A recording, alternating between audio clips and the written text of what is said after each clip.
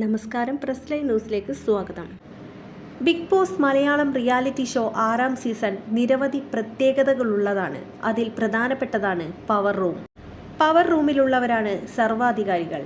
നോറ ചെയ്ത ഒരു തെറ്റിന് പവർ റൂം നൽകിയ ശിക്ഷ വേറിട്ടതായി.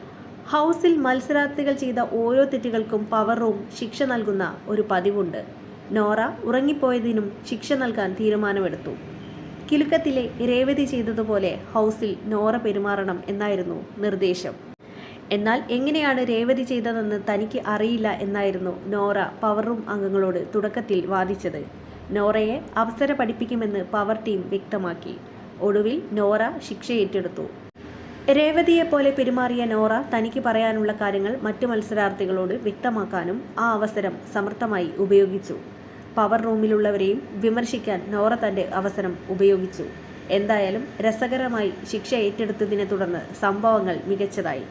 നോറയെ പവർ റൂമിലുള്ളവർ അഭിനന്ദിച്ച് രംഗത്തെത്തുകയും ചെയ്തു. രൂക്ഷമായ വാക്കേറ്റമായിരുന്നു എപ്പിസോഡിൽ തുടക്കത്തിലുണ്ടായിരുന്നത്. പവർ റൂമിലെ ഒരംഗമായ സിബിൻ ജാസ്മിനോട് നേരത്തെ ഒരു പ്രത്യേക സാഹചര്യത്തിൽ പ്രശ്നങ്ങൾ പരിഹരിച്ച ശേഷം മാത്രം ജോലി ചെയ്താൽ മതിയെന്ന് നിർദ്ദേശിച്ചിരുന്നു. ജാസ്മിൻ ജോലി ചെയ്യാൻ തയ്യാറായുമില്ല. ഇതാണ് തർക്കത്തിന് പ്രധാന കാരണമായത്. ജാസ്മിൻ ജോലി ചെയ്യാൻ തയ്യാറാകാത്തതിനെ തുടർന്ന് പവർ റൂമിലുള്ളവർ പരിഹസിക്കുകയും ചെയ്തു. ഒരു ജോലിയും ചെയ്യാതെ ഭക്ഷണം കഴിച്ചു കഴിയൂ എന്നായിരുന്നു പരിഹാസം.